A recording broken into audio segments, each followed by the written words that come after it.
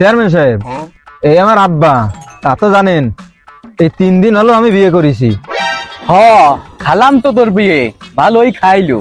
তা তো খাইলে, আমি আজ বিয়ে করেছি 3 দিন। আমার শাউরি রে, আমার বাপ কি কায়দায় করে বিয়ে। কি সুমান ভাই, কি দিয়ে কি কাজটুক করেছিস কি? ওরকম করে লজ্জা দিস না তুই। বিয়ে তো খারাপ কিছু না, কেউ আমার চাইলো, আমিও তাই চাইলাম, তাই বিয়ে করে ফেলছি। বাহ, এ তো ভালো কাজ। তেমন এ নিয়ে সালিশের কি আছে? আমার আব্বা যদি আমার শাশুড়িরে বিয়ে করে, তাহলে আমার বউ আমার আব্বার মেয়ে হয়ে গেল না তাহলে?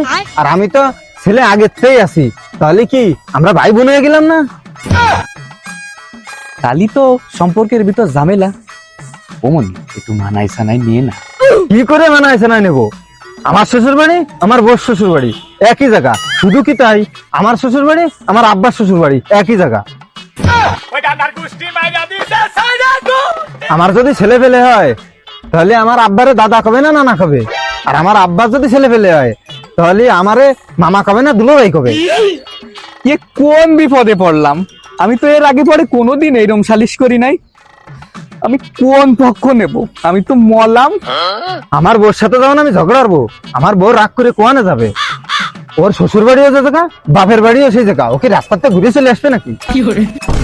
আরে বাপ, ঝগড়া না হয় নাই করলি।